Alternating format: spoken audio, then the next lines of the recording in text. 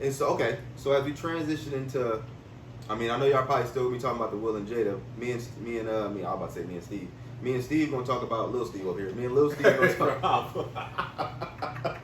Me and Lil Steve. Now, me and Shaheed gonna talk about what we talked about at a friend's house a day. Was it yesterday or a day before? It was yesterday. Yeah.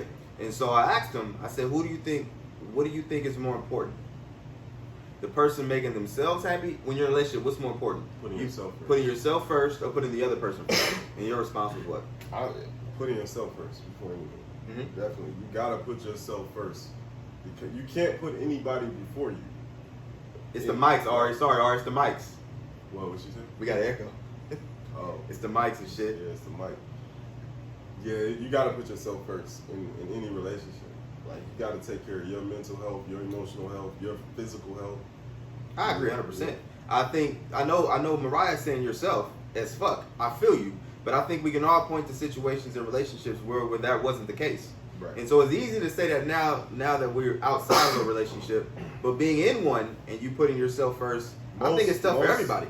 Most women think that's There you go. their duty to do that, is to put their man before themselves. Because that's all the complaints I hear from women. Like, that's I put him first, I put him first, I put him first. And then they feel like Drained and shit. Yeah, they didn't get reciprocated. So, yeah, I think men might be able to put themselves first before women are.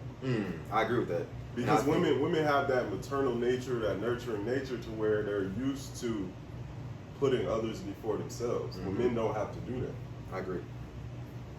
And also, yeah, I think it goes back to what we see our mothers go through. I think it also goes back to what we see our grandmas go through, and we unconsciously take on situations that they've been in, not really understanding the ramifications for when we get older.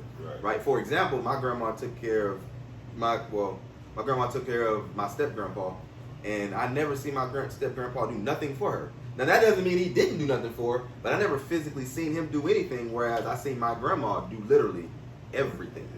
And so when I started internalizing that, and it's like, okay, well, this is what I seen one of the women that I hold to a high esteem.